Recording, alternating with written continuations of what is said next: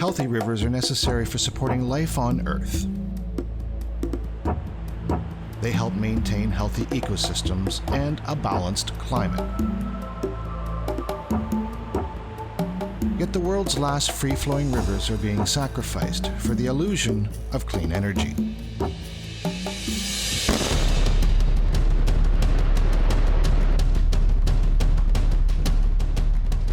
Nowadays, it's become common to hear government officials, corporate leaders, and even international institutions like the World Bank tell us that large hydroelectric dams are a source of clean and green energy, urgently needed as an alternative to fossil fuels to help resolve the climate crisis. There are a few problems with that. The truth is that dams destroy rivers, devastate lives, produce methane, and fuel rampant corruption around the world. In terms of climate change, they do nothing. Well, that's not entirely true. Dams actually contribute to global warming, principally in tropical regions like the Congo and the Amazon. Rotting vegetation and flooded forests produce methane, a powerful global warming gas. Methane is much more powerful than carbon dioxide in provoking global warming. Per ton, methane is actually 34 times more potent a greenhouse gas than carbon dioxide. Studies have shown that because of this, the world's dams are actually responsible for as much global warming emissions as global aviation. Hydroelectric dams are always, or almost always, presented as green energy that doesn't have any impact on global warming. And people have heard that so many times that they believe it, and they've never heard any of the other information. What's more, dams are highly vulnerable to climate change themselves. Changing rainfall patterns means dams are often left high and dry, and without water, unable to produce energy. Or they can worsen floods, sending cities into chaos while destroying lives and livelihoods.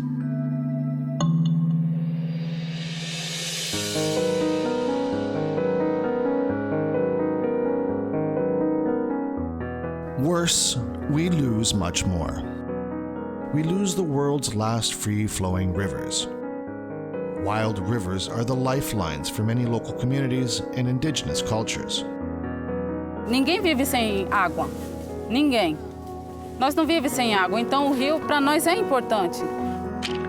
Porque dele nós pegamos peixe, que o pessoal come peixe, muito peixe, e o branco está querendo acabar com esses peixes.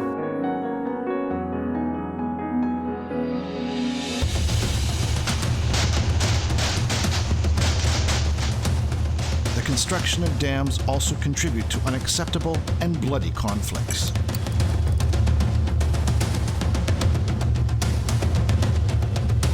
Nós não queremos hidrelétrica! Acabaram com a nossa vida! Building dams often trample human rights and further alienate the displaced and the already disenfranchised. So why? Some politicians and corporations want us to believe that the construction of monster dams in the 21st century is good. And that's true, it's good for them. In the Brazilian Amazon, construction of the world's third largest hydroelectric dam is nearly complete. And now we learn that it wasn't necessarily energy nor the need to protect the Earth's climate that drove this multi-billion-dollar project. It was corruption. Brazil is mired in one of the largest corruption scandals in its history, all connected to the energy sector. Belo Monte, the politicians and construction companies behind the dam, are all implicated. The dam is also over budget, fraught with all sorts of environmental crimes. It generated social conflicts, as well as warnings and reprimands from international human rights institutions. Still, the Brazilian government wants to repeat the process and build even more dams in the Amazon. And we're not talking just one or two, we are talking dozens. The sales pitch is always the same. Dams are green.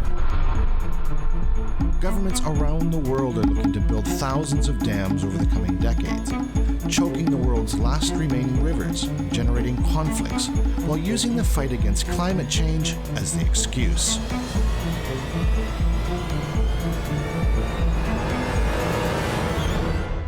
This has to stop.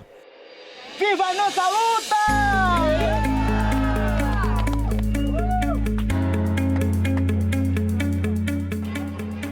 People from around the globe are mobilizing to stop the construction of megadams, to protect thousands of communities around the world, and to highlight that there are real green alternatives to tackling the climate problem. The good news is that wind and solar power have become cheaper and readily available. In addition, as electrical grids become smarter and battery storage better, new hydro projects really are no longer needed. Still, there's more to do.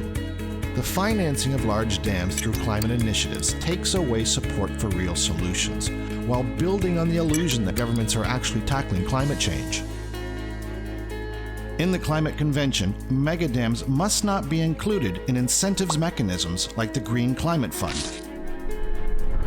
Nations around the world also need to adopt transparent and participatory decision-making in the energy sector, putting an end to closed-door planning dominated by narrow corporate and political interests.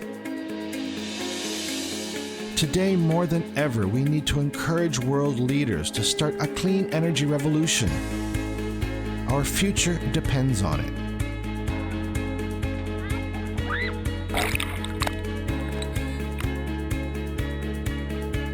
To start, let us finally drop this nonsense that dams produce green energy.